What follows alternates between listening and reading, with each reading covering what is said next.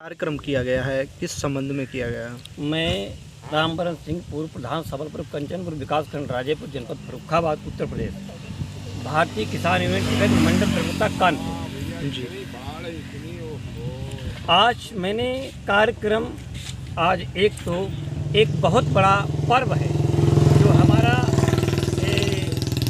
पूरे देश में मनाया जाता है। पवित्र पर्व राखी बंधन का जो है ये हमारा आज से नहीं, ये बहुत महाभारत के काल से शुरुआत हुई। इससे और पीछे जब हम जाते हैं राजा बलि से और राजा इंद्र का जो 12 साल राजा बलि ने जब भगवान उन्हें छलने गए तो उनसे जो दान में, वो बहुत बड़े दानी थे, तो उनसे दान की जब चर्चा हुई तो दान में भगवान ने मांगा तो राजा बलि को भगवान ने 2 कदम में ही पूरी दोनों लोक नाप लिए। जब 1 कदम बचा तो उन्होंने अपनी पीठ को नवाते हुए और वो वचन पूरा किया। तो इस पर भगवान विष्णु जो है उनसे बड़े प्रसन्न हुए। उन्होंने कहा आप वर मांगिए। तो भगवान विष्णु ने उनसे जब कहा तो उन्होंने वर मांगा कि महाराज मेरा महल जो बना उसके 52 दरवाजे हैं और मैं जिस दरवाजे से निकलूं आप उस दरवाजे पर मुझे खड़े मिलें। तो भगवान नारायण जो है वहाँ पर बंधक बन गए। अब कई महीने गुजर गए, माँ लक्ष्मी जी ने बड़ा परेशान हुई तो उन्होंने बृहस्पति गुरु जी से अपनी याचना की। तो उन्होंने कहा कि आप जाइए और राजा बलि को राखी बांधिए और राखी बांधकर आप अपना उन्हें भाई माने, तब उनसे आप मुक्त करा सकती हैं। तो देवी लक्ष्मी राजा बलि के यहाँ गईं और उन्होंने राखी बांधी और बलि को अपना भाई मानते हुए उनकी लंबी उम्र की कामना की।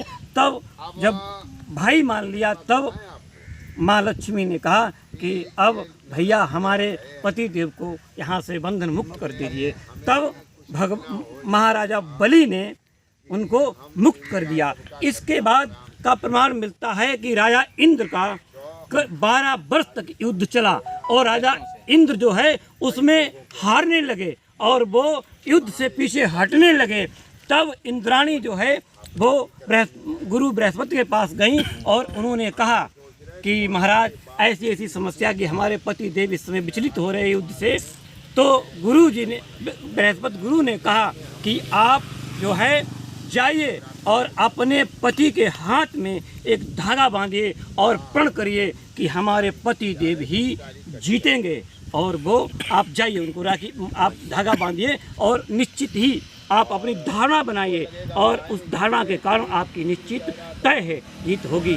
तब इंद्राणी वहाँ गई और उन्होंने अपने पति के हाथ में राखी के रूप में यही श्रावण मास की पूर्णिमा की इसी दिन उन्होंने भी अपने पति को राखी बांधी और उन्हें युद्ध में विजय मिली।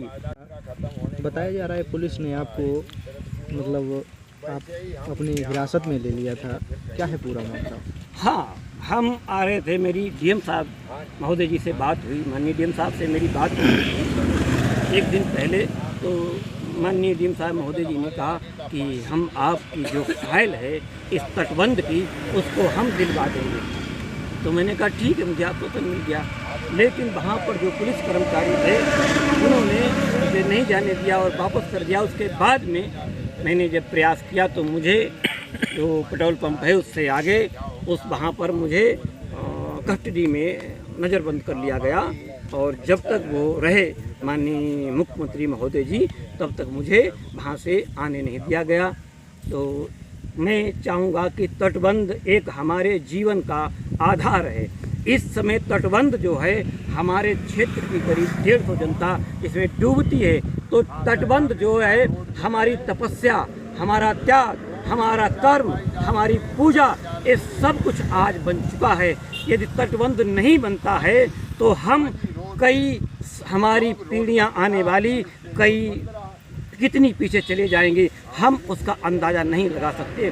क्यों कि ये जितने भी अधिकारी हैं मैं उनसे पूछना चाहता हूं जो कृषि विभाग से थे, माननीय जिलाधिकारी महोदय जी, माननीय अपर जिलाधिकारी महोदय जी, माननीय उपजिलाधिकारी महोदय जी, मैं सबसे जानना चाहता हूँ कि आपने यदि अर्थशास्त्र पढ़ा है तो जो पैसा किसान ने अपनी जमीन में बोया है पैसा, वो उसका अर्थ एक आएगा नहीं, तो तुम्हारे पास कौन सा विज्ञान है कि तुम जो आया नहीं और आगे लगाएगा किसान कहाँ से? वो आप मुझे बता दीजिए, वो मंत्र बताइए कि किसान के पास जो लगा वो आएगा नहीं, और दूसरा वो लगाएगा कहाँ से? कौन सा विज्ञान है, कौन सा आपके पास अर्थशास्त्र है जिससे किसान अपना जीवन जी सके?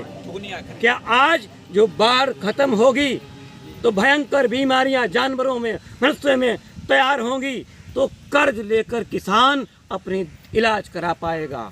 उसके सामने कई समस्याएं, जानवरों की बीमारी, स्वयं की बीमारी और खेत बोने जोतने की समस्या, कई समस्याएं बाढ़ खत्म होने के बाद मुंह खड़ी है किसान के सामने। शासन के द्वारा कहा जा रहा है कि हमारी स्वास्थ्य विभाग की टीम, चाहे पशु विभाग से लो या जो अपना CSC राजेपुर है, यहाँ से टीमें जा रही हैं, क्या दवा नहीं मिल पा रही है?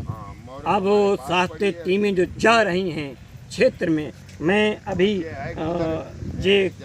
माननीय मुख्यमंत्री महोदय का प्रोग्राम था, उससे पहले मैं एक दिन जिलाधिकारी महोदय से मिलने गया। मैंने टीमों के बारे में कहा तो मैं रोज बताते बताते मेरे आंसू निकल आए, मेरा गला भर गया। तो वहाँ पर अन्य अधिकारी खड़े थे, उन्होंने मुझे खैर बंधाया। तब जिलाधिकारी महोदय ने उनको कहा कि आप टीमों साहब से कहा कि क्षेत्र में अगर नहीं पहुँची टीमें तो आप समझ लीजिए पूरे विभाग किसी को दोष बख्शा नहीं जाएगा। तब से टीमें जो लगातार है वो आ रही हैं। आखिर यही क्यों? मैं जानना चाहता, जो जिले के मुख्य शिक्षा अधिकारी हैं, बाढ़ आप इतने बड़े अधिकारी होने के बाद आपने पढ़ा क्या? ये बाढ़ जहाँ आती है जून में उसकी तैयारी होती है, आपकी क्या तैयारी थी इस जनता के लिए? 2 महीने पहले तैयारियां होती रही। 2 महीने पहले तैयारी होती। आपकी प्रशासन की, शासन की तैयारियां क्या थी? क्या एक किसी को एक राशन बांट देने से क्या समस्याओं का समाधान हो गया?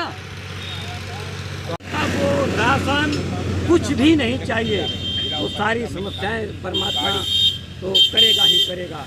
यहाँ की जनता को केवल बांध चाहिए, हर कीमत पर बांध चाहिए, और बांध यदि नहीं मिला तो आने वाले समय में ये जनता जवाब देगी। ठीक है।